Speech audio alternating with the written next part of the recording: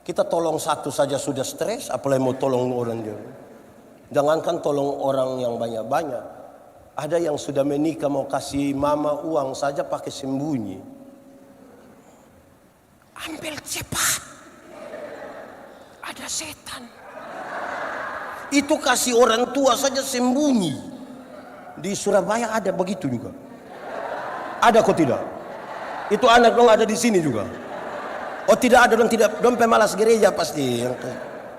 Aku berkata kepadamu, kasihilah musuhmu, berbuatlah baik bagi yang membencimu, mintalah berkat bagi yang mengutuk, berdoa bagi yang mencacimu. Kalau pipi kirimu ditampar, berikan juga pipi kanan. Aku yang memilih kalian. Saudara-saudara, mari kita berdoa. Ya Tuhan Allah, kami mohon kepadamu, kuatkanlah dan teguhkanlah iman kami, supaya waktu kami belajar firman Tuhan, biarlah ini menjadi waktu paling baik bagi kami. Kami berdoa Tuhan jauhkan semua penggoda pencobaan. Biar dalam damai-Mu kami belajar firman Tuhan. Terima kasih, kami rindu pada firman-Mu. Berkati hamba-Mu yang Tuhan pakai untuk menjadi saluran berkat firman. Dan semua jemaat yang memberi diri mereka untuk pemberitaan ini, diberkatilah mereka. Di dalam nama Yesus firman yang hidup itu kami berdoa. Amin. Bapak Ibu saudara-saudara, tema kita hari ini adalah mempersembahkan yang terbaik bagi Allah. Mempersembahkan yang terbaik bagi Allah. Saya ajak kita merenungkan ulang bagian ini. Mari kita membuka dan membaca kembali Injil Lukas pasal 10 ayat 25 sampai ayat yang ke-37. Injil Lukas pasal 10 ayat 25 sampai yang ke-37. Yang sudah dapat katakan amin. Amin betul. Separuh tidak buka Alkitab juga amin. Itu tipu, itu dia punya nama. Ini bukan dari terjemahan baru, ini dari terjemahan yang lama ya. Saya jemput kita semua berdiri. Orang Samaria yang murah hati. Pada suatu kali berdirilah seorang ahli Taurat untuk mencoba Yesus, katanya, "Guru, apa yang harus kuperbuat untuk memperoleh hidup yang kekal?" Jawab Yesus kepadanya, "Apa yang tertulis dalam hukum Taurat, apa yang kau baca di sana?" Jawab orang itu, "Kasihilah Tuhan Allahmu dengan segenap hatimu dan dengan segenap jiwamu dan dengan kekuatanmu dan dengan segenap akal budimu, dan kasihilah sesama manusia seperti dirimu sendiri." Kata Yesus kepadanya, "Jawabmu itu benar, perbuatlah demikian maka engkau akan hidup." Tetapi untuk membenarkan dirinya, orang itu berkata kepada Yesus, "Dan siapakah sesamaku manusia?" Jawab Yesus, "Adalah seorang yang turun dari Yerusalem ke Yeriko. Ia jatuh ke tangan penyamun-penyamun yang bukan saja merampoknya habis-habisan, tetapi yang juga memukulinya, dan yang sesudah itu pergi meninggalkannya setengah mati. Kebetulan ada seorang imam turun melalui jalan itu. Ia melihat orang itu, tetapi ia melewatinya dari seberang jalan. Demikian juga seorang Lewi datang ke tempat itu. Ketika ia melihat orang itu, ia melewatinya dari seberang jalan. Lalu datang seorang Samaria yang sedang dalam perjalanan ke tempat itu, dan ketika ia melihat orang itu, tergeraklah hatinya oleh belas kasihan. Ia pergi kepadanya, lalu membalut luka-lukanya. Sesudah ia menyiraminya dengan minyak dan anggur, kemudian ia menaikkan orang itu ke atas keledai tunggangannya sendiri, lalu membawanya ke tempat penginapan dan merawatnya. Keesokan harinya ia menyerahkan 2 dinar kepada pemilik penginapan itu. Katanya, "Rawatlah dia, dan jika kau belanjakan lebih dari ini, aku akan menggantinya waktu aku kembali." Siapakah di antara ketiga orang ini menurut pendapatmu adalah sesama manusia dari orang yang jatuh ke tangan penyamun itu? Jawab orang itu, "Orang yang telah menunjukkan belas kasihan kepadanya." Kata Yesus kepadanya, "Pergilah dan perbuatlah demikian." Demikian firman Tuhan. Silakan duduk semuanya. Berbahagia setiap orang yang mendengar firman, memelihara dan melakukan dalam hidup setiap hari. Shalom. Sekali lagi shalom. Ada imam, ada orang Lewi, ada orang Samaria. Mau jadi orang yang mana? Mau jadi orang mana? Yakin bisa jadi orang Samaria? Yakin sekali atau yakin saja? Yakin sekali bisa jadi orang Samaria, amin. Tepuk tangan dulu bagi yang mau jadi Samaria, mantap sekali. Di awal saya mau kasih tahu saudara, kalau saudara rindu jadi orang Samaria, maka tiap hari harus duduk di antara jalan Yerusalem, Yeriko, tunggu orang kena rampok, saudara tolong, tunggu orang kena rampok, saudara tolong, tunggu orang kena rampok, saudara tolong. Bisa? Yang Samaria tadi masih konsisten. Lama-lama tidak ada lagi yang kena rampok, saudara yang kena rampok nanti. Tapi sudahlah, saudara mau jadi orang Samaria, mantaplah. Saudara-saudara, perumpamaan tentang orang Samaria itu dimulai dari sebuah pertanyaan. Ini akan jadi latar belakang untuk kita menjawab itu tema. Pertanyaannya dari seorang ahli Taurat. Guru, apa yang harus saya perbuat untuk memperoleh hidup yang kekal? Supaya kemudian kita melihat bahwa perumpamaan tentang orang Samaria itu sekaligus menjadi jawaban atas pertanyaan apa yang harus saya perbuat untuk beroleh hidup yang kekal. Orang Samaria itu tanya, apa yang harus saya perbuat untuk beroleh hidup yang kekal? Tuhan Yesus bilang, engkau kan ahli Taurat toh. Apa yang kau baca di sana, apa yang tertulis di sana? Dia jawab dengan sangat baik. Kasihilah Tuhan Allah dan kasihilah sesama. Tuhan Yesus bilang itu jawab benar, mantap. Pergilah dan perbuatlah demikian, maka engkau akan hidup. Jawaban itu bikin pusing dia. Kenapa? Dia akan melakukan 10 hukum Taurat. Gampang atau susah? Karena dia tahu bahwa ini sesuatu yang susah baginya, maka untuk membenarkan dirinya dia bertanya, dan siapakah sesamaku manusia? Tuhan Yesus bilang, adalah seorang yang turun dari Yerusalem, Yeriko. Perjalanan Yerusalem, Yeriko itu tidak terlalu jauh, kira-kira 30 km. Jalan menurun yang berliku-liku, berbatu-batu licin, berbatu-batu lepas. Tidak ada orang tinggal di situ dan sepi sekali. Kalau ada orang dirampok pasti tidak ada orang menolong dia. Tapi Tuhan Yesus kasih tahu, tiba-tiba ada orang yang muncul di jalan itu, dirampok, dipukul hampir mati. Dalam keadaan berdarah-darah hampir mati, dia tidur di situ misalnya. Datanglah seorang imam. Itu imam tolong atau tidak?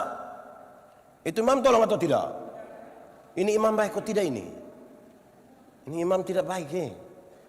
Masa ada orang susah dia tidak tolong tapi mau jadi imam. Makanya tadi orang-orang baik ini tidak ada yang mau jadi seperti imam itu. Tapi jangan cepat-cepat. Imam di bait Allah itu banyak sekali. Ada orang yang ditabiskan jadi imam bahkan sampai mati tidak pernah melayani. Karena antriannya sangat panjang. Katakanlah imam ini dapat jatah pelayanan. Dia mau pergi ke pelayanan tapi tiba-tiba ada orang susah. Kalau darah orang itu kena dia akan disebut cemar. Dia tidak boleh melaksanakan pelayanan. Jemaat. Di sini tidak ada jemaat. Jemaat. Kalau saudara imam itu ada orang susah, ada pelayanan, lebih memilih mana? Pelayanan atau tolong orang? Pelayanan atau tolong orang? Pelayanan atau tolong orang? Mantap. Tolong, tepuk tangan dulu ini orang mantap. Ya ini GPIB Bukit Satun punya jemaat ini orang suka tolong-tolong semua begini, mantap lah. Tapi kalau pendeta Yandi ya tergantung siapa yang kena rampok. Saya juga tidak mau cepat-cepat tolong-tolong lah. Tergantung siapa yang kena rampok. Kalau dia seorang janda muda, saya sangat yakin pasti saya tolong, pasti saya yakin itu. Tapi kalau dia oma-oma tua sudah mau mati, mungkin saya akan bilang, oma, mungkin ini jalan Tuhan. Ya. Tapi baguslah, saudara mau tolonglah. Saya rasa saudara orang baik-baik semua, bagus.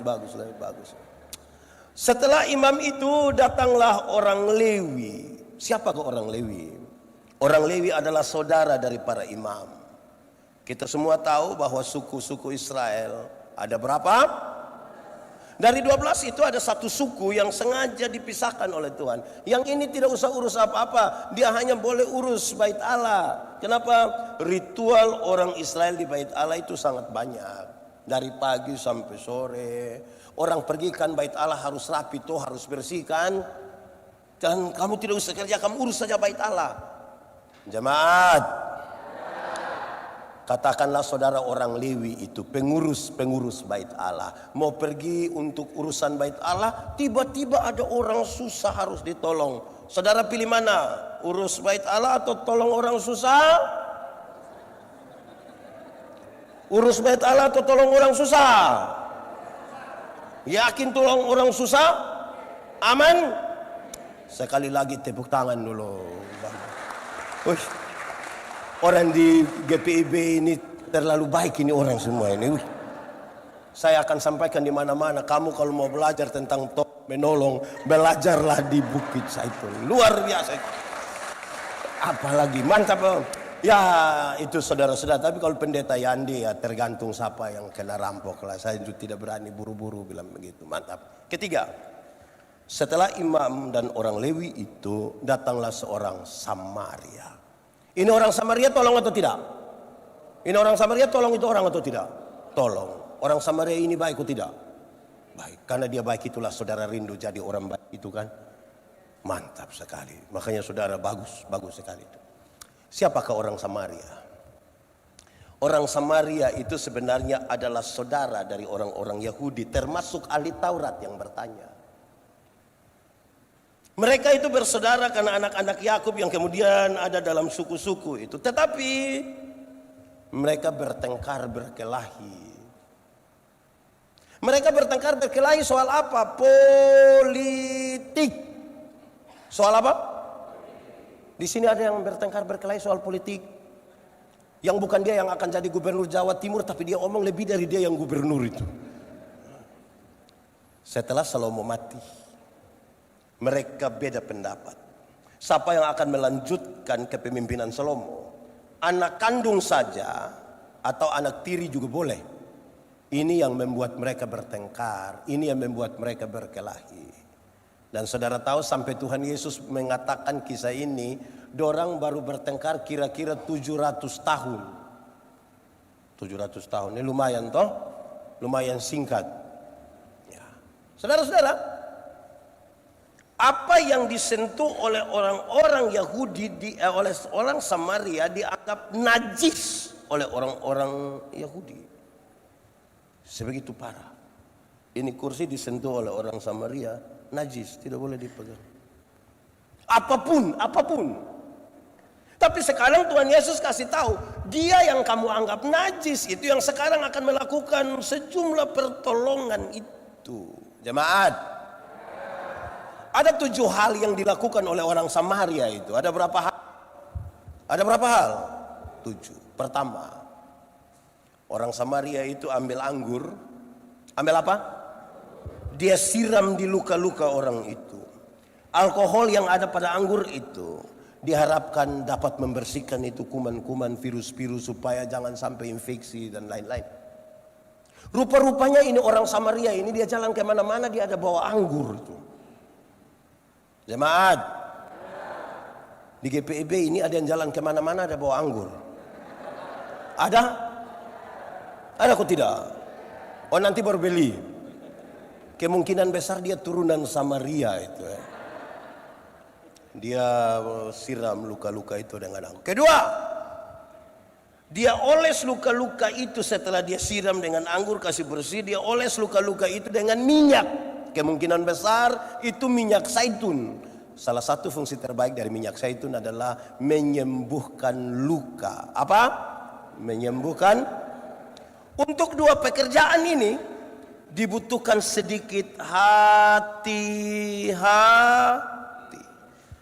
Pasti dia bilang begini, tahan sedikit ya, tahan sedikit, tahan sedikit. Tidak mungkin dia bilang, makanya jangan jalan-jalan. Tidak mungkin dia bilang begitu. Tahan sedih. Jemaat. Untuk 2 pekerjaan ini bisa dilakukan. Yang tadi mau jadi Samaria bisa? Bisa.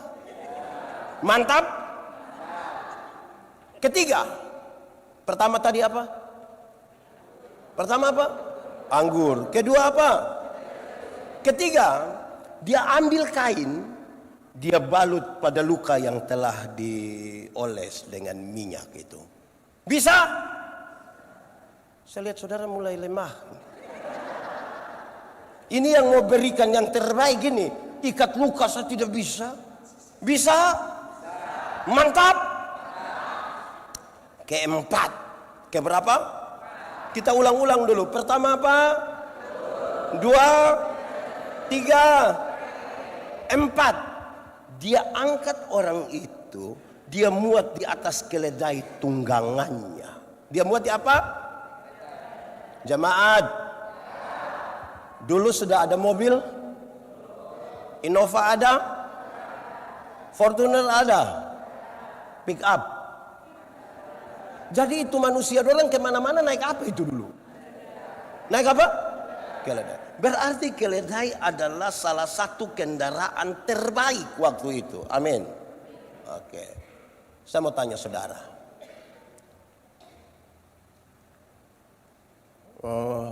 Pendeta Yandi ini kalau bawa mobil, ada orang kena pukul, ada orang celaka, untuk tolong saya tolong, untuk tolong saya tolong. Tapi biasanya itu pertolongan itu jadi masalah kalau masyarakat yang ikut tolong itu lihat saya mulai agak lama begini, saya mulai pikiran. Karena sebentar lagi orang akan bilang begini, Bapak boleh bawa ke rumah sakit pakai Bapak punya mobil. Itu saya, saya ragu.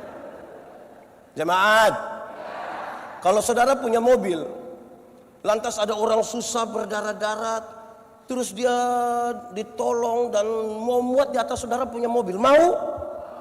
Mau? Mantap. Jemaat, saya tanya banyak orang ini pertanyaan. Mau muat? Orang bilang mau. Saya kasih tahu, yang paling banyak jawab bilang mau itu karena dia belum ada mobil.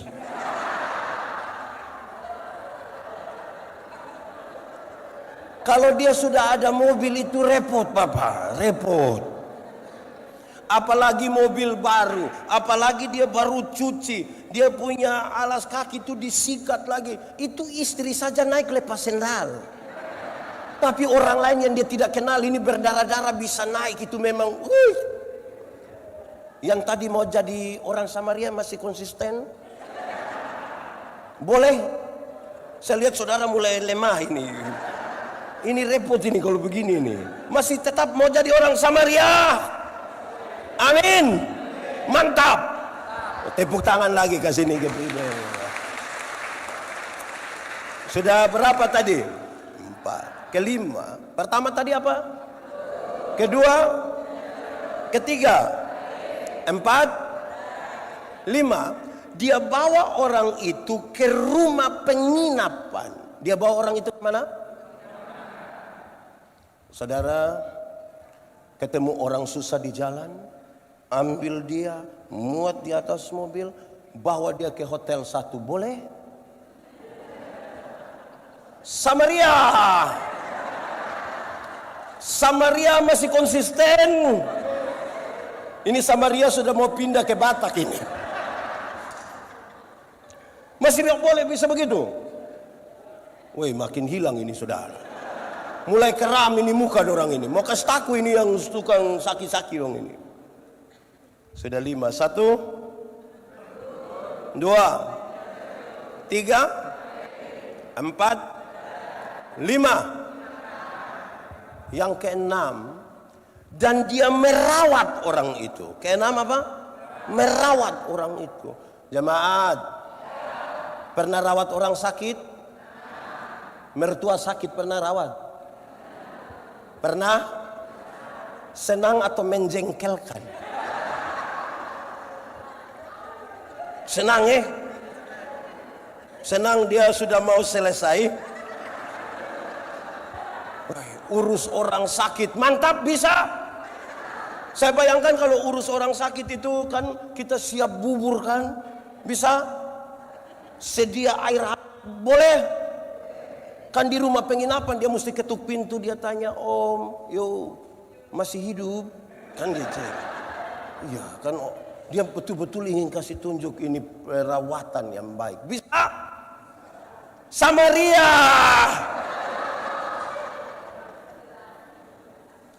Sudah 6 toh? 1, 2, 3, 4, 5, 6, Ketujuh, dia memberi uang 2 dinar. Dia memberi uang berapa? Dia bilang kepada pemilik penginapan, rawatlah orang ini sehabis-habisnya. Dan jika kau belanjakan lebih dari ini uang, aku akan menggantinya waktu aku kembali. Jemaat, dulu orang kerja 1 hari dibayar 1 dinar. Berarti kalau 2 dinar upah kerja selama, jemaat, upah kerja 2 hari bisa kasih orang susah? Konsisten sedikit. Upah kerja yang 2 hari, keuntungan dagang 2 hari, kita punya biaya perjalanan 2 hari, sisihkanlah bagi orang miskin bisa. Saya lihat saudara mulai terpaksa. Oke, sudah 7. Berapa? 1, 2, 3, 4, 5, 6, 7.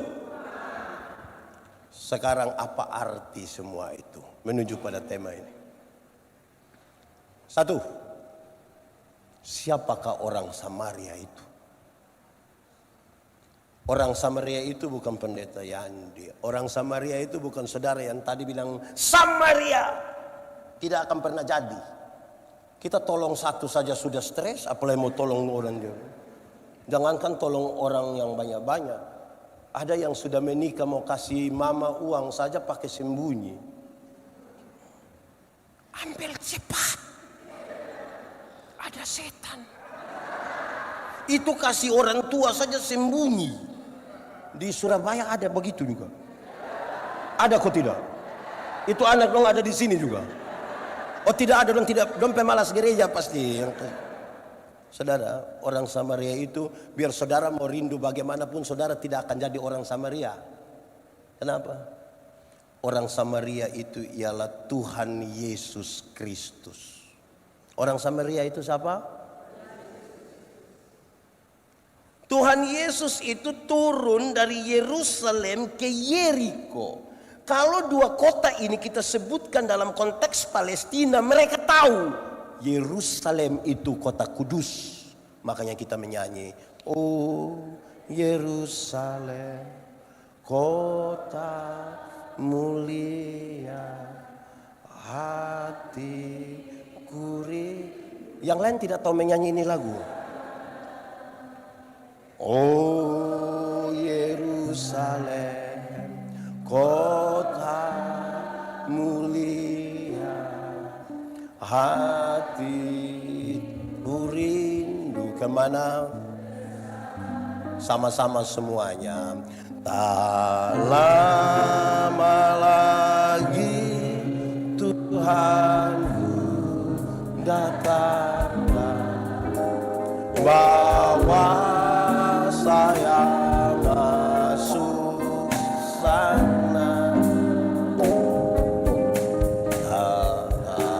Lama lagi Tuhan datang. Bawa siapa? Saya masuk. Dia dari Yerusalem kota kudus ke Yeriko kota terkutuk. Ini sebuah metafora untuk menggambarkan Yesus datang dari surga yang kekal ke dalam dunia yang penuh rawa payah. Perjalanannya perjalanan Via Doloro. Dalam perjalanan susah sengsara itu, Tuhan berjumpa dengan orang-orang yang dirampok hampir mati, berdarah-darah, hampir mati di situ. Siapakah orang-orang itu? Orang yang dirampok itu adalah saya. Saya ini pendeta Yandi ini yang dirampok. Saudara-saudara, inilah orang-orang yang dirampok. Dalam perjalanan itu Tuhan ketemu dengan kita. Hampir mati. Apa yang merampok kita? Siapa yang merampok kita? Saya tanya pada banyak orang, apa merampok kita? Orang bilang iblis. Saya bilang, jangan cepat-cepat bilang iblis. Karena mungkin iblis juga tidak tahu. Ada cerita lama, saudara tahu, saya cerita ulang. Saudara, ada kisah lama bilang begini. Satu saat iblis minta ketemu dengan Tuhan. Tuhan, ketemu dulu. Kenapa? Saya mau berhenti dari iblis ini. Kenapa? Saya punya pekerjaan ini, manusia su ambil semua. Kau bilang bagaimana? Yang korupsi itu manusia. Itu uang korupsi juga dong tidak bagi di saya. Tapi orang bilang itu saya punya pekerjaan. Yang selingkuh itu juga manusia. Waktu orang dua baku ajak ke sana tidak ajak saya. Tapi orang bilang ini saya punya pekerjaan. Kalau begini-begini terus biar saya berhenti saja. Biar manusia ambil saja. Kita dirampok oleh kerakusan kita, kesombongan kita, tinggi hati kita, iri hati kita, nafsu kita merampok kita habis-habis. Sekarat. Dalam kondisi sukar sengsara di situ itu, imam tidak bisa tolong. Orang lain tidak bisa tolong. Saya biasa bilang begini, saudara, masuk surga itu seperti ke WC. Tahu WC? Tidak bisa diwakilkan.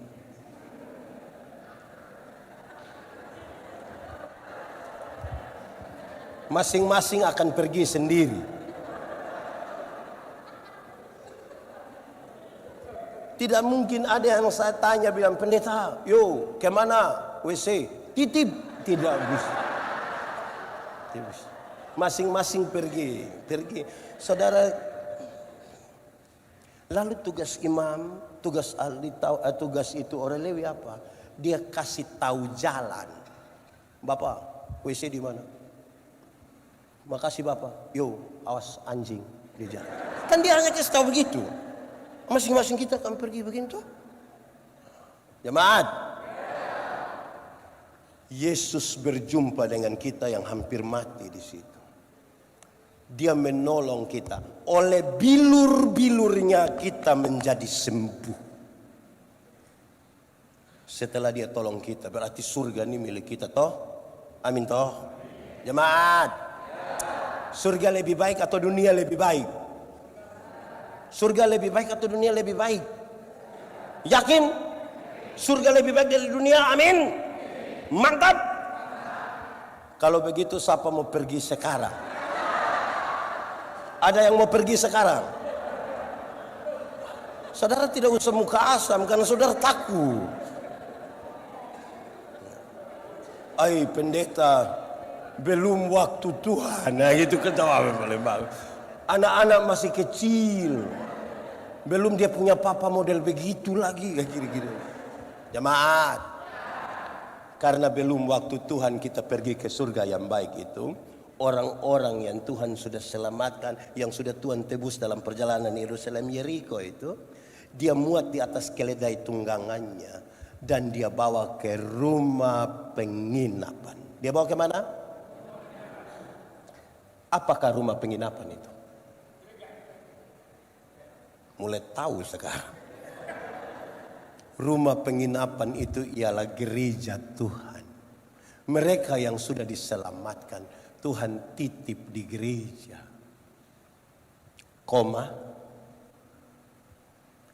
Ada banyak orang yang Tuhan titip di rumah penginapan, orang suka lari dari rumah penginapan. Ada yang 1 tahun gereja 2 kali. Ada di Surabaya. Laki-laki atau perempuan? Saya mau tanya dulu, kenapa ibadah malam hari ini lebih banyak mama-mama dari bapak-bapak? Ini mama janda semua. Ya itu kan pertanyaan, toh saudara pun tugas jawab. Jemaat. Kedua, ada banyak orang yang suka pindah-pindah rumah penginapan. Di Surabaya ada. Ada ikut ibadah sekarang. Betul. Dia pakai baju warna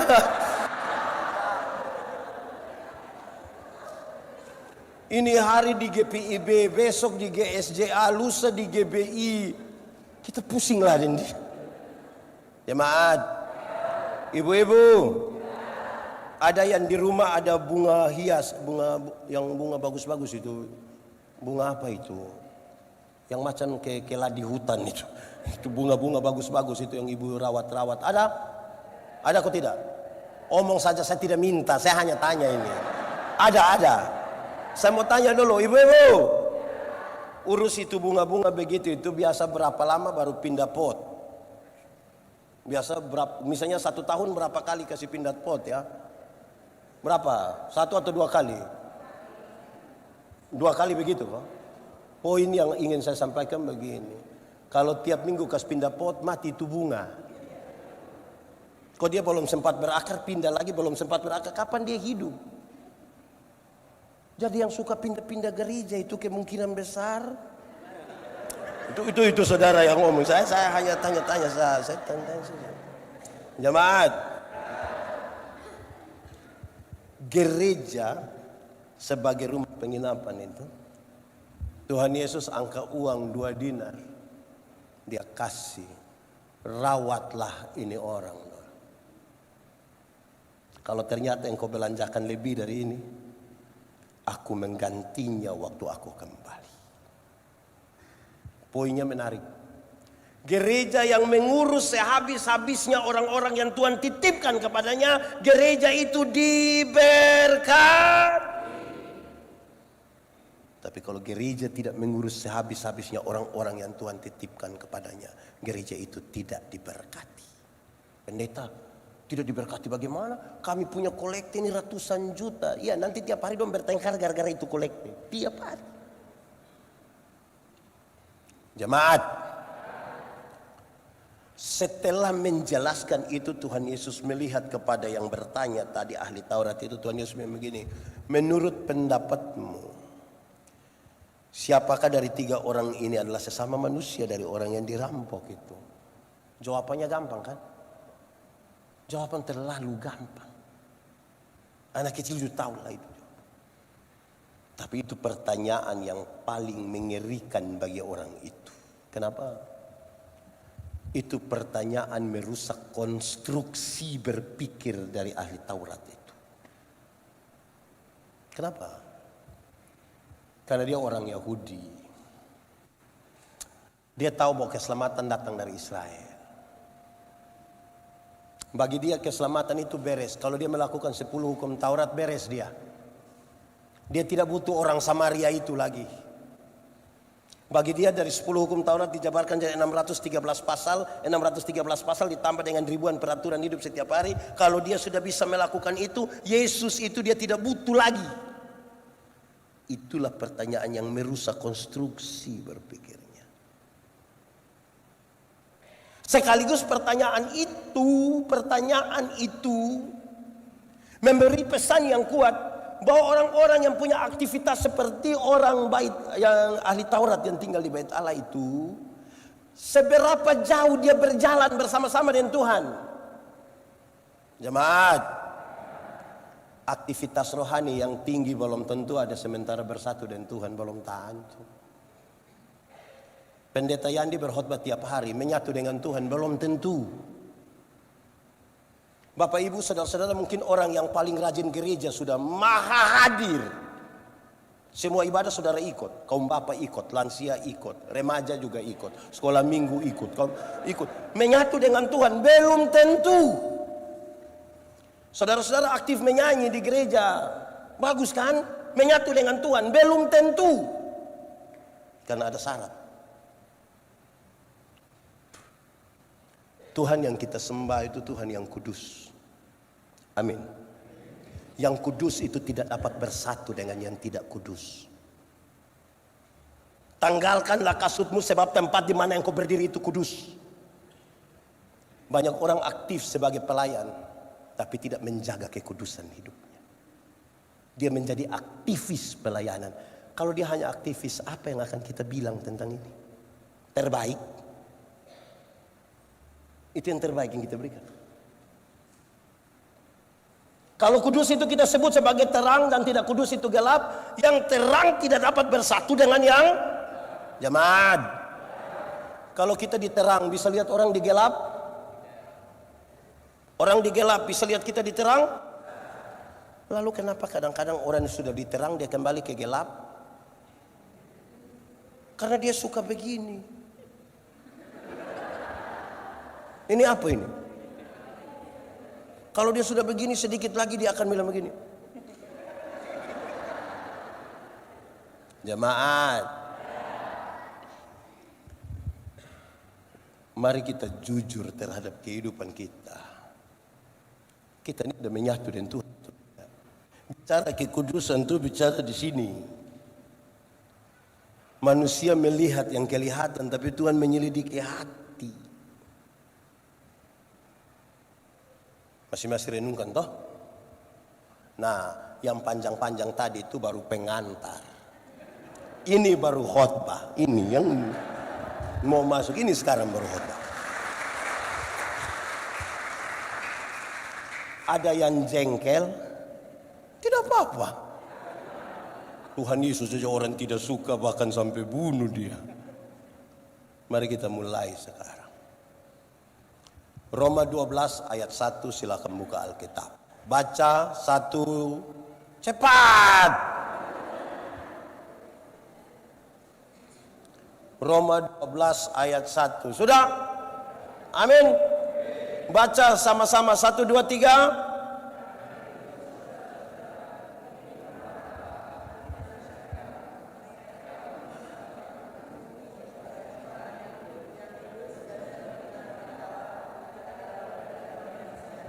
Jemaat, kita punya tata ibadah ada di sisi respon itu. Dia punya nama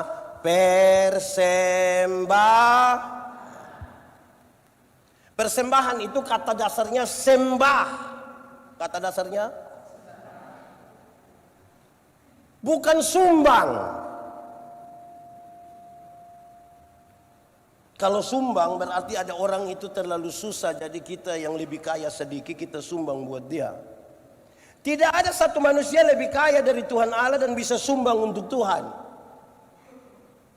Orang yang datang membawa sesuatu, dia datang dalam sembah kepada Tuhan. Ada 1-2 orang suka sekali kalau dia punya nama dibacakan di mimbar. Terima kasih kepada keluarga Manobe yang telah memberikan 200.000 untuk membantu. Terus keluarga Manobe bangun bilang, terima kasih, terima kasih. Dia mati bagi kita. Saya pakai contoh. Saya dengan adik ini, kami dua tidak saling kenal. Memang kami dua tidak saling kenal. Saya dapat dia punya nomor telepon, saya telepon dia. Kak, sebentar malam jam 12 bisa ketemu saya di depan rumah jabatan wali kota. Menurut saudara dia mau atau tidak? Dia mau atau tidak? Tidak. Dia ada ayam 1 di rumah. Saya pergi ke dia punya rumah, kami dua tidak kenal. Dia mau kasih saya itu ayam atau tidak? Saya ganti pertanyaannya. Saya mau kasih dia mobil baru 1. Kira-kira dia mau atau tidak? Tahu juga dia mau. Terus saya beli kasih dia mobil baru 1. Toyota Alphard. Saya kasih dia dengan cuma-cuma. Waktu dia dapat dengan cuma-cuma, ada perubahan tingkah laku dari dia ke saya atau tidak? Ada atau tidak? Saya telepon jam 12 malam, datang kok tidak? Saya pergi ke dia rumah, ada ayam 1, dia kasih kok tidak? Kenapa dia tiba-tiba baik begini? Kenapa tiba-tiba dia baik ini? Karena dia telah mendapatkan sesuatu yang cuma-cuma tapi sangat mahal. Dia tidak mampu membelikannya. Waktu dia dapat dengan cuma-cuma, semua kebaikan yang dia buat kepada saya adalah sebuah ungkapan syukur. Ungkapan syukur. Itu yang terbaik yang bisa dia lakukan. Makanya dia datang dengan sembah, bukan sumbang. Dia akan memberi yang terbaik. Tidak mungkin dia kasih yang tidak baik. Baru dapat Alphard. Masa dia mau kasih setengah-setengah? Jadi siapa yang memberi dirinya atau apapun kepada Tuhan, Dasar pijaknya adalah dia sengsara dalam perjalanan Yerusalem Yeriko. Tuhan menebus dia oleh bilur-bilurnya. Dan karena itu dia mengucap syukur atasnya. Tidak ada orang berjasa bagi Tuhan. Itu baru kita bisa kasih yang terbaik. Kalau tidak kita terlalu banyak hitung jasa. Saudara-saudara, makin jauh berjalan dengan Tuhan, baru kita tahu bahwa kita bukan siapa-siapa. Makin jauh berjalan dengan Tuhan, baru kita tahu kita bukan siapa-siapa. Makanya Tuhan Yesus tanya, siapakah sesama manusia dari tiga? Dia mau cek seberapa jauh ini yang ahli agama ini jalan bersama dengan Tuhan. Jemaat, pernah ke pantai? Pergi dengan teman pernah? Dengan yang reuni-reuni dulu pernah? Ya, ada cinta lama juga di situ pernah? Saudara, kalau pergi ke pantai, apalagi itu rekreasi, air di pantai itu kan hanya sampai betis. Saudara bisa dengan gaya sekali siram-siram. Pinggir pantai. Saudara bisa foto-foto di pinggir pantai toh.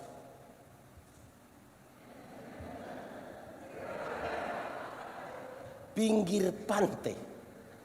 Coba masuk barang 1 kilometer ke dalam.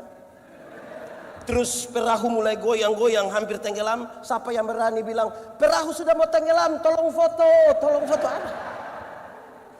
Yang sombong-sombong gaya-gaya itu baru bermain di pinggir-pinggir, belum jauh perjalanan, pinggir.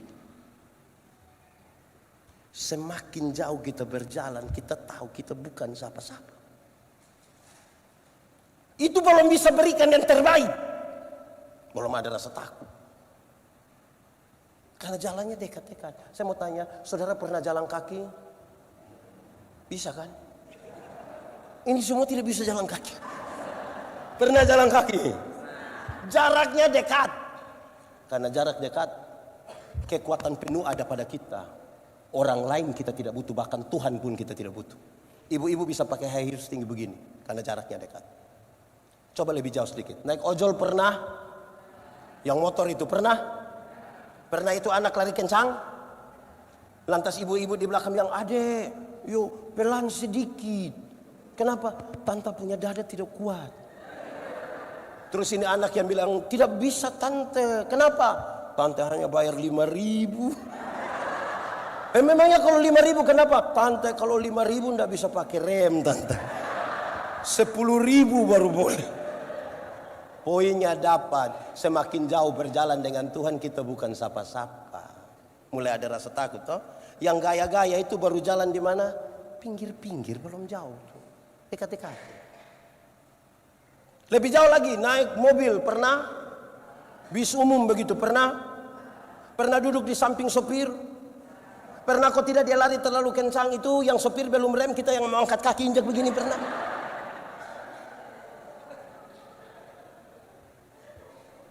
Makin jauh berjalan ini saudara, kita rasa,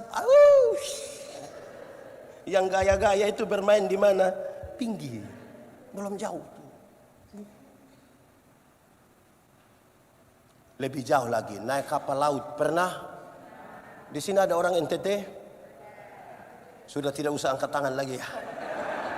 Kita muka sama semua begini saudara. Saudara, bagi yang belum pernah ke NTT, saya kasih tahu saudara. Di NTT itu kan provinsi kepulauan. Untuk pergi ke pulau-pulau itu kita pakai kapal laut, paling banyak pakai kapal laut. Saya melayani kira-kira 5 tahun di Pulau Sabu, pulau bagian selatan. Itu kita pakai feri kira-kira 14 jam. Laut Sabu itu terlalu bergelora. Kita bisa berenang 10 km sekalipun tenggelam di Laut Sabu, jago hilang Bapak, tidak bisa. Apalagi kalau musim timur, itu angin timur itu, kalau kita pulang dari Sabu dia tabrak, itu berat. Mau maju tidak gitu. Yang menarik saudara, kalau kita sudah di atas ini kapal feri ini, dia sudah tergoyang-tergoyang begini, dorang lihat ada pendeta di atas, sama pendeta. Boleh kita ibadah. Di darat tidak ibadah, Bapak. Di laut ibadah. Yang menarik itu waktu ibadah di laut itu yang bergelora itu, waktu bagian persembahan. Waktu persembahan kami tidak pakai tangguk persembahan macam begini. Kami tidak pakai ini. Tidak pakai. Pertama karena memang tidak ada toh. Memang tidak ada. Yang kedua, kami mesti pakai dos yang besar itu. Kenapa harus pakai dos? Kalau ibadah di laut yang bergelora itu waktu persembahan, yang bawa itu dus datang, terus sekali kita isi tangan di saku begini, itu mau dapat berapa saja semua langsung masuk. Itu tidak lewat otak, dia dari sini pindah. Laut. Beda kalau ibadah di darat. Beda atau tidak? Beda atau tidak? Beda. Termasuk yang sebentar ini.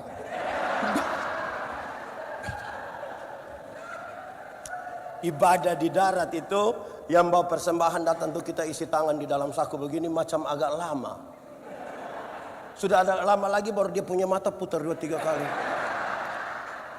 Itu mata macam ada firasat itu. Terus dia ambil persembahan begini, dia isi, yang petugas persembahan sudah lewat baru dia kaget. Aduh. Kenapa? Tadi saya isi yang merah. Menyesal itu. Jemaat. Pernah salah isi? Pernah atau tidak? Tidak pernah Memang persembahan terbaik tuh dia punya kemasan juga mesti atur baik-baik toh. Kita ini, saya pernah 2 kali isi begini, rencana 10.000, ternyata yang turun itu 100. Pikiran saya. Baik, saudara tidak pernah jadi. Yang kedua, saudara, saya punya pengalaman. Kenapa harus dipersiapkan dengan baik gitu. Jemaat. Satu saat saya melayani di satu tempat. Mungkin di Ende. Saya turun pesawat. Terima kasih. Samaria.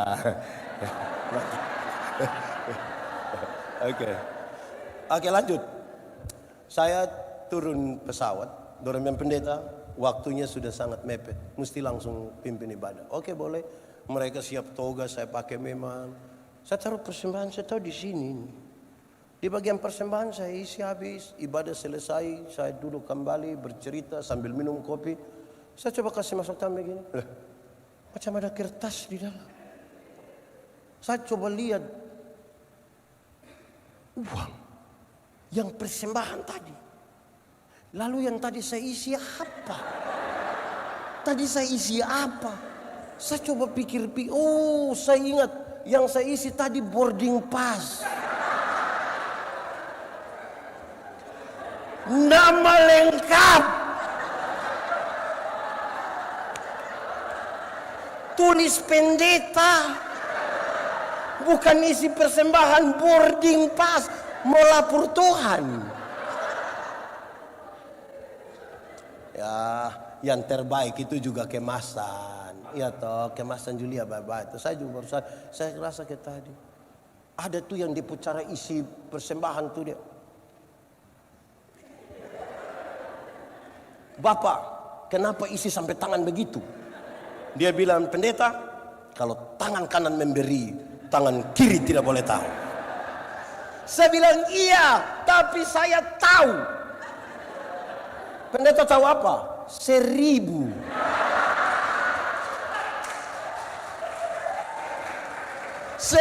Makanya kalau 100 jarang begini. Sudah begini lagi pakai batok lagi.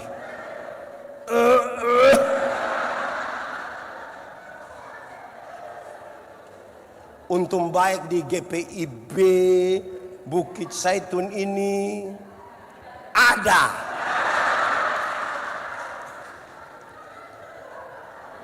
Jemaat, saya mau tanya, ibu-ibu, pernah kau tidak datang di gereja singgah di kios? Pernah? Itu singgah buat apa itu?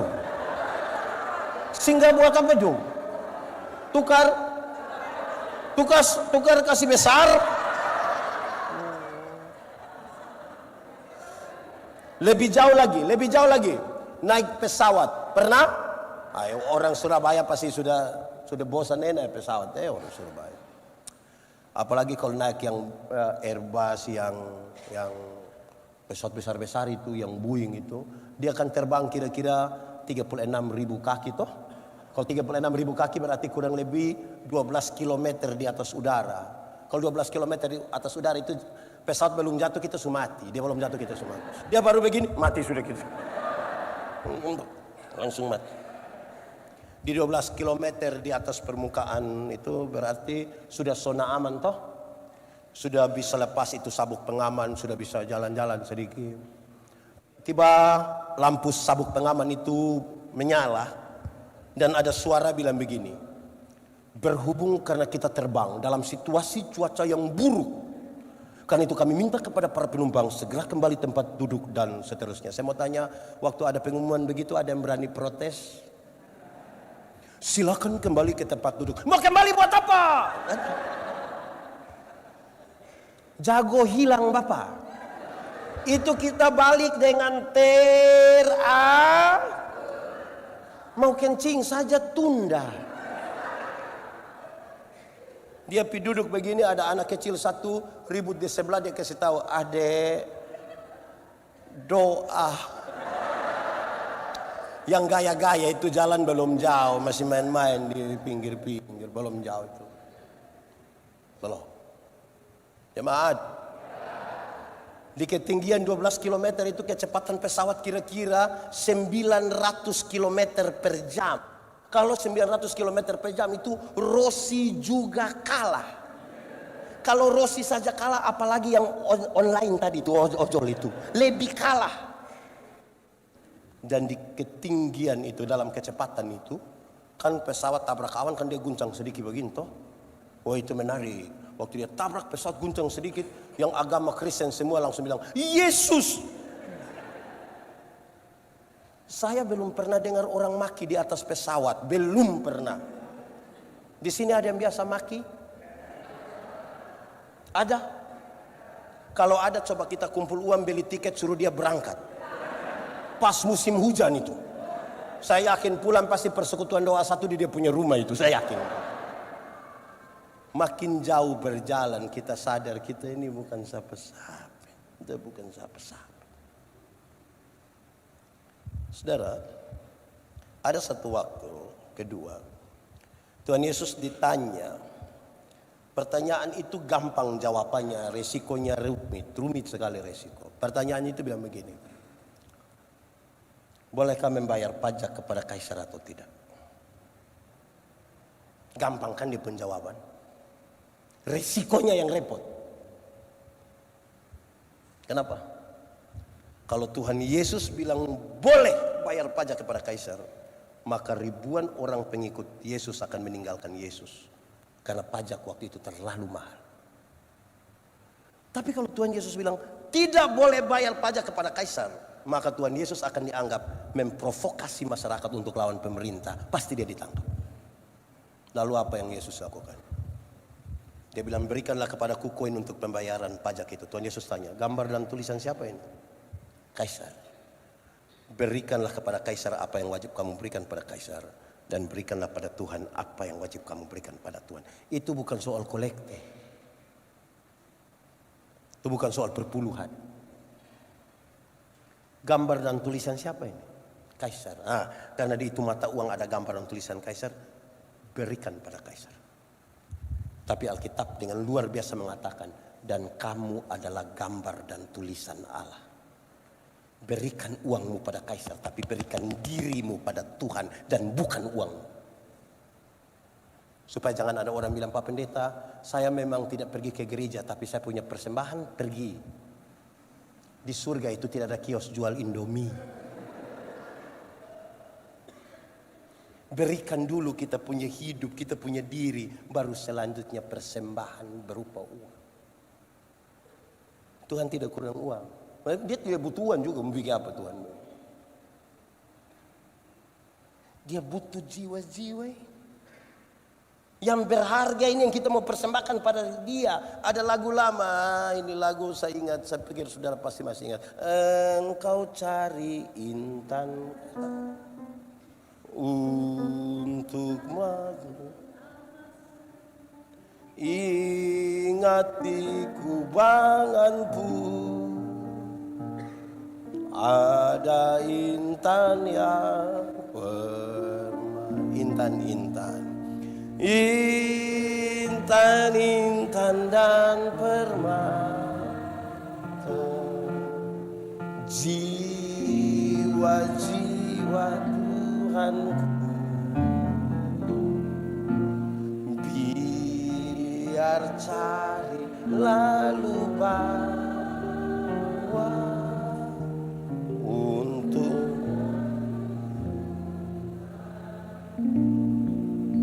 itu jiwa tuh yang berharga. Amin kok? Tidak, saudara bilang tidak juga, saya bilang amin. Saya bicara dua, satu.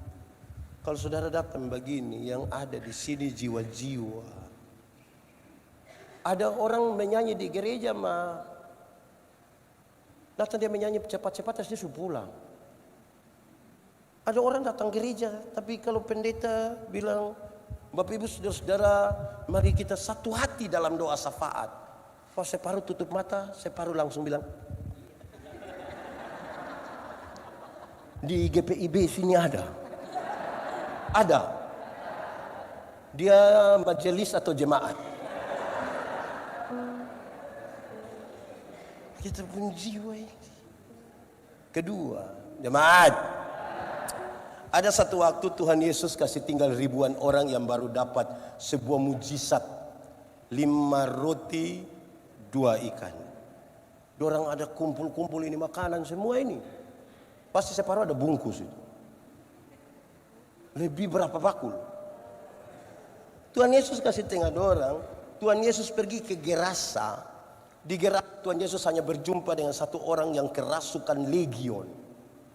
Kerasukan legion berarti itu orang itu ada roh jahat masuk di dia, kira-kira 6.000 roh jahat. Berapa ribu? 6.000. Kita pun teman majelis, satu roh jahat di dia punya otak saja kita sudah pusing. Ini 6.000. Oh, ini orang terlalu jahat ini. Dia jahat bagi orang lain, bahkan dirinya sendiri pun dia jahat. Dia pukul-pukul dia punya diri pakai batu. Jahat kan? Bagi beberapa orang manusia macam begitu lebih baik mati. Tapi Tuhan, pas dia mau turun dari perahu, roh jahat itu bilang begini, Yesus anak Allah yang hidup, apa urusanmu dengan kami? Rupa-rupanya roh jahat juga mengenal nama Yesus. Jadi kalau orang Kristen baru sampai batas mengenal nama Yesus, kita belum lebih hebat dari roh jahat. Karena roh jahat juga kenal itu nama dan ketakutan. Injil Markus mencatat, di daerah itu ada penjaga-penjaga babi, jaga babi sebanyak kira-kira 2.000 ekor. Roh jahat itu meminta supaya mereka masuk ke dalam babi-babi itu, dan Yesus biarkan. Roh jahat itu masuk, terjunlah itu babi-babi, mati 2.000 ekor. Penjaga babi itu kehilangan pekerjaan. Mereka kasih tahu orang di kampung, datang usir Tuhan Yesus. Apakah Tuhan Yesus tega membuat orang kehilangan pekerjaan? Jawabannya tidak, bahkan tidak sama sekali. Lalu kenapa Yesus tega biarkan itu 2.000 ekor babi mati? Jawabannya, dalam struktur budaya Yahudi babi itu haram. Orang Yahudi tidak makan daging babi. Tidak ada sei babi di Yahudi. Tapi yang haram itu mereka pelihara 2.000 ekor. Sementara ada satu jiwa hampir binasa, dorang biarkan. Itu yang Tuhan Yesus marah. Alangkah lebih baik ada 2.000 ekor babi mati daripada ada satu jiwa binasa. Sekarang coba kali hitung, kalau babi 1 ekor harga 4 juta kali 2.000, 4 juta kali 2.000, kenapa diam? 4 juta kali 2.000, 8 miliar harga satu orang yang gila itu. Dalam konteks itu pembacaan. GPIB Bukit Satun pernah alokasi 8M kok untuk jiwa-jiwa.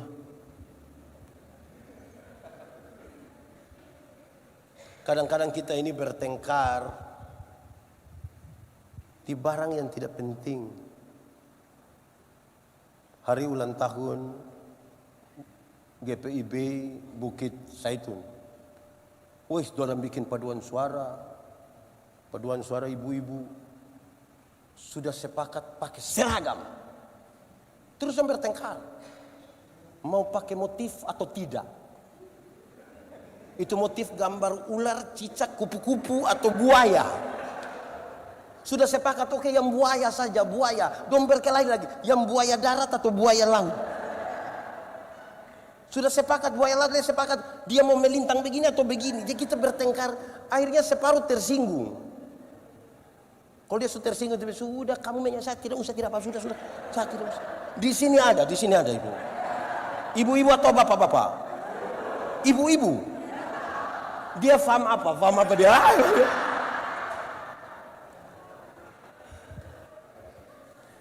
Saudara, kan kita mau kasih yang terbaik toh.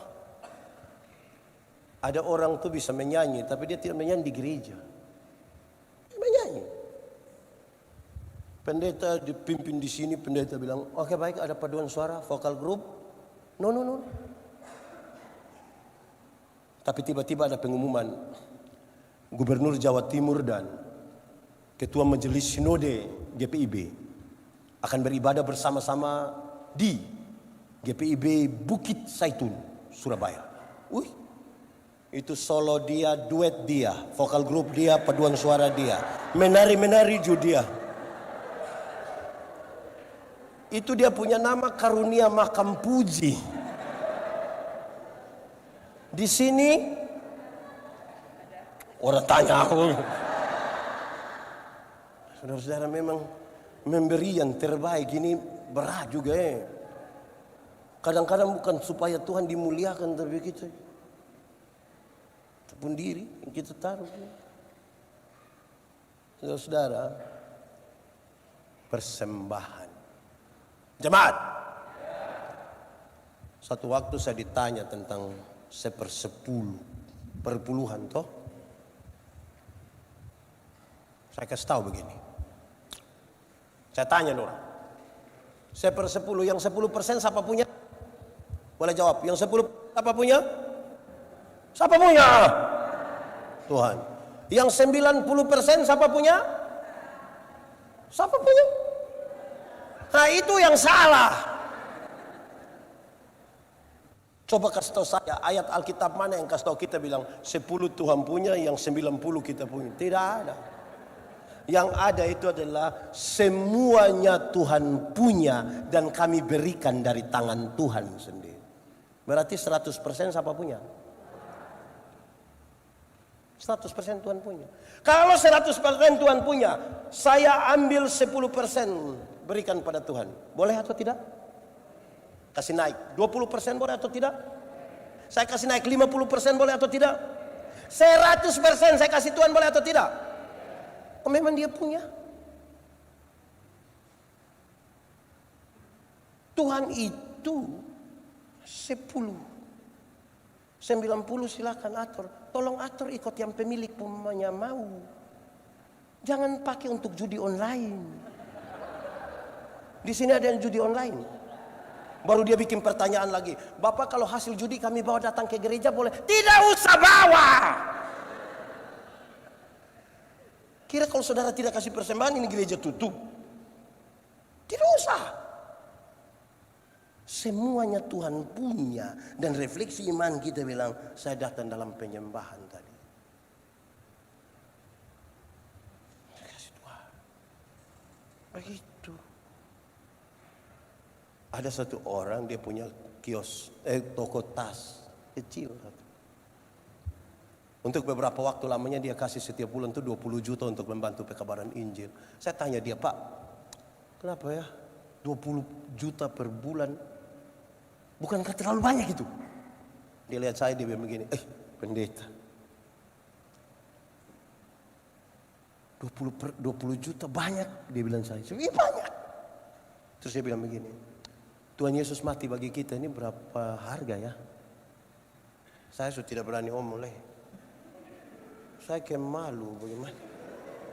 Terus dia bilang begini, Pak Pendeta, saya tahu saya punya usahanya ini. Kalau saya kasih begitu, Tuhan yang paling tahu bagaimana cara dia memberkati saya. Memang memberi yang terbaik itu butuh keberanian iman, keputusan iman. Berarti kalau dia tidak bisa, berarti dan kita mau beri yang terbaik toh. Ada 2 orang menghadap Tuhan minta karunia. Ternyata di Tuhan tinggal 2 karunia. Yang satu karunia memberi, yang kedua karunia menerima. Orang pertama cepat-cepat ambil karunia menerima. Tinggal karunia. Orang kedua garuk-garuk kepala begini, dia ambil karunia memberi. Lewat 20 tahun kemudian, orang ketemu di satu perapatan jalan di lampu merah itu. Yang punya karunia memberi itu dia ada di atas mobil mewah, satu tanda sukses. Saya tidak khotbah teologi sukses, supaya sebentar saudara kasih banyak. Saya tidak khotbah. Ada poin yang saya mau sampaikan. Yang punya karunia memberi itu dia di mobil mewah. Yang punya karunia menerima ini dia ada duduk minta-minta di pinggir jalan. Waktu orang 2 baku lihat begini, dia bilang, kawan, perasaan itu hari kawan dapat karunia memberi, kenapa sekarang lebih mapan dari saya? Terus saya bilang begini, kawan, Tuhan Allah tahu saya selalu harus memberi, maka kepada saya itu Tuhan berikan lebih. Kan engkau mau bagi di orang lain. Tapi kawan ini kan karunia menerima, jadi di mana-mana hanya bilang.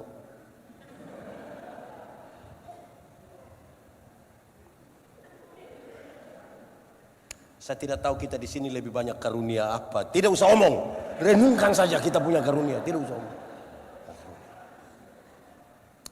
Ada satu waktu saya bawa materi di Parigi Motong dan di mana ya, di Kota Mubagu. Saya bilang begini, jemaat, pendeta, jangan takut dengan pemeliharaan Tuhan. Jangan takut. Jangan takut. Kami pendeta-pendeta itu hidup oleh Tuhan dari persembahan jemaat. Tapi kami hidup hingga hari ini. Kalau persembahan jemaat itu dalam rupa uang, yang paling banyak masuk ke dalam gereja itu bukan yang proklamator. Bukan yang gambar proklamator yang warna merah itu. Paling banyak yang gambar Patimura. Pejuang. Karena itu kami akan terus berjuang. Kenapa Patimura pegang dia punya pedang begini? Karena ada yang sampai begini. Hampir-hampir Patimura punya pedang itu patah gara-gara dia pun begini. Tapi pemeliharaan Tuhan itu sempurna. Pendeta Yandi sengaja soal uang supaya sebentar kita kasih. Tidak usah. Pemeliharaan Tuhan itu sempurna bagi kita. Kan orang yang datang tadi dengan dia tahu syukur. Coba kita menyanyi. Syukur padamu ya Allah atas segala rahmat-Mu. Syukur.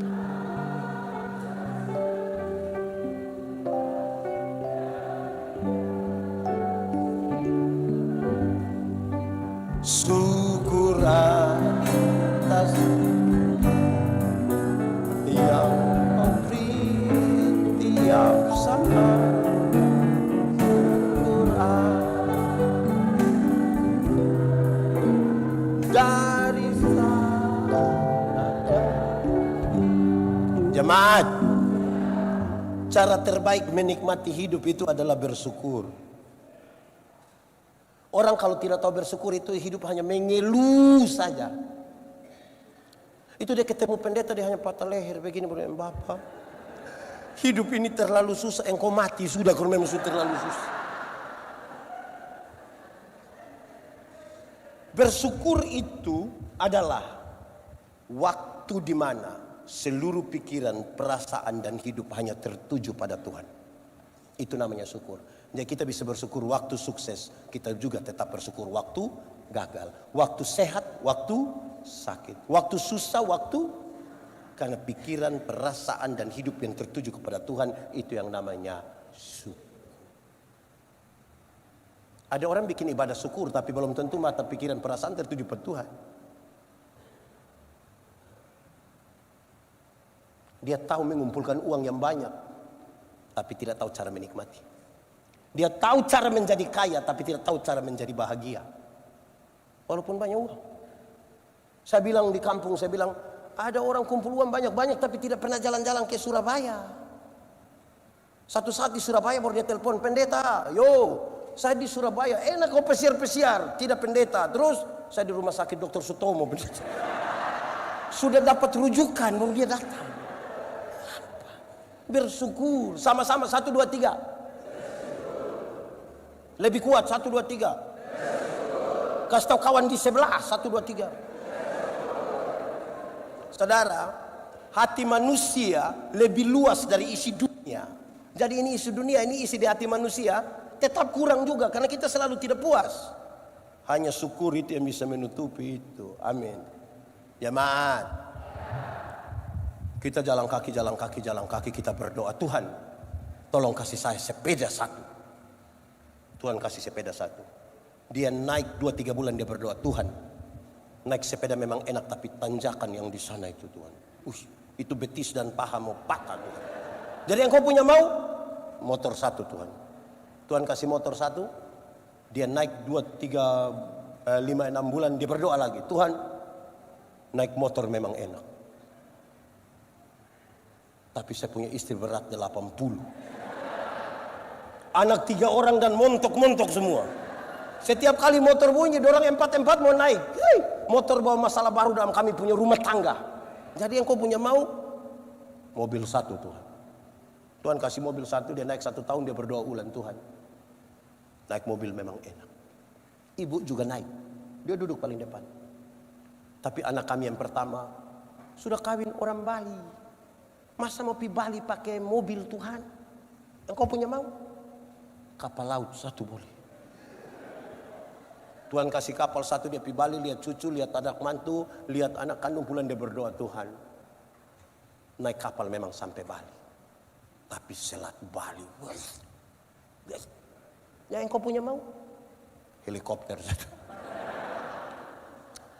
Kalau mata hanya tertuju kepada berkat, pasti lupa melihat sumber berkat. Ukuran-ukurannya itu hanya soal berkat. Aduh, syukur itu cara terbaik menikmati. Bersyukur sedikit. Coba kita menyanyi supaya jadi berkat. Oh Tuhan, pakailah hidupku selagi aku masih kuat. Bila saatnya nanti ku tak berdaya lagi, hidup ini sudah. Akan ada suatu waktu saudara tidak berdaya lagi. Mungkin karena sudah tua, mungkin karena sakit, mungkin karena kecelakaan. Tapi setiap kali membayangkan dan menceritakan tentang saudara, orang bilang itu orang itu sudah banyak jadi berkat. Jangan dari berdaya sampai tidak berdaya, tidak pernah jadi apa-apa. Hanya jadi beban saja. Lama-lama dia baru muncul di situ, orang-orang bilang beban datang. Hidup ini memang butuh jadi berkat. Saudara jemaat, ada orang yang rajin gereja, rajin ikut ibadah, tidak ada pertengkaran dengan siapapun. Tapi itu orang punya sekikir itu memang terlalu. Di sini ada sekikir yang memang sudah terlalu, seperti dia tidak pernah ada apa-apa dalam hidup. Orang tanya bilang, adakah sesuatu yang dapat kau? Tidak ada. Di saya tinggal harga diri saja, tidak ada lagi. Wih, begini bisa mati. Hidup itu bersyukur, amin kok. Itu beri yang terbaik. Dia mesti dari sini. Yang terbaik itu bukan di sini, dari sini. Dari sini baru keluar. Sebentar ada persembahan toh. Kalau tidak kita mengabdi pada, saya punya satu kisah, beberapa orang tidak suka, tapi saya biasa-biasa saja. Saudara pernah dengar? Saya punya kisah ini orang tidak suka, tapi saya biasa-biasa. Kalau namanya saya punya toh. Kalau dia mau dia bikin cerita lain toh, saya punya itu, saya punya. Saya bilang begini, kadang-kadang kita terlalu gampang dibeli dengan uang. Ada acara begitu, ada oma-oma, nenek-nenek tua satu pergi. Datang pendeta duduk di dia punya samping.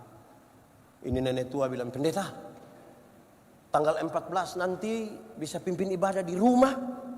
Pendeta bilang, oh itu saya sibuk, sudah ada pelayanan. Nanti penatua saja yang pergi boleh? Oh boleh pendeta, tidak apa-apa. Tidak apa-apa nenek? Tidak apa-apa, tidak apa-apa.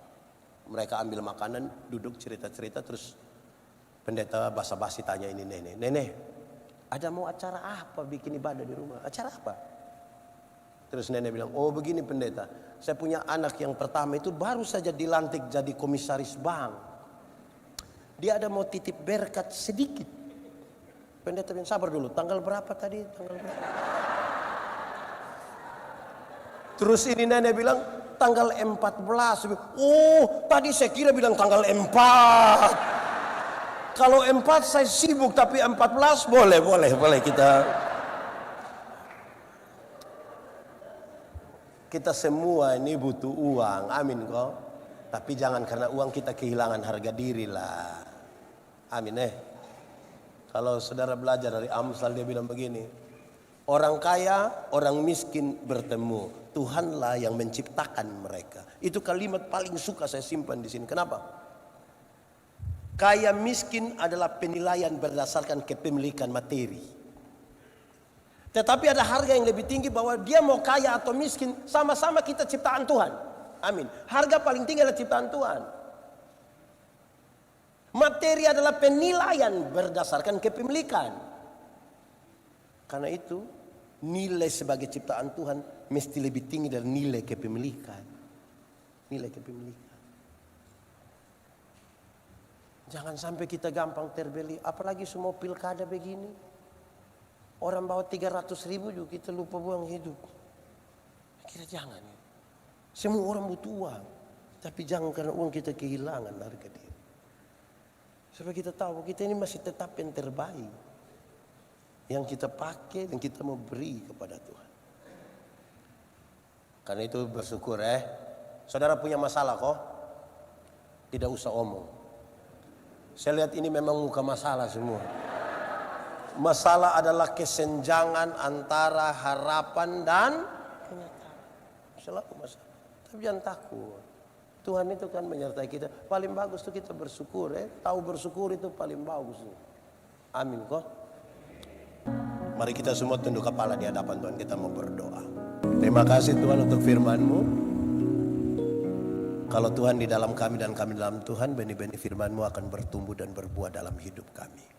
Kami rindu firman-Mu jadi pelita bagi kaki kami, sekaligus terang bagi jalan kami. Dalam nama Yesus kami berdoa. Amin. Pemberitaan firman Tuhan selesai, Tuhan berkati kita. Aku berkata kepadamu, kasihilah musuhmu, berbuatlah baik bagi yang membencimu, mintalah berkat bagi yang mengutuk, berdoa bagi yang mencacimu. Kalau pipi kirimu ditampar, berikan juga pipi kanan. Aku yang memilih kalian.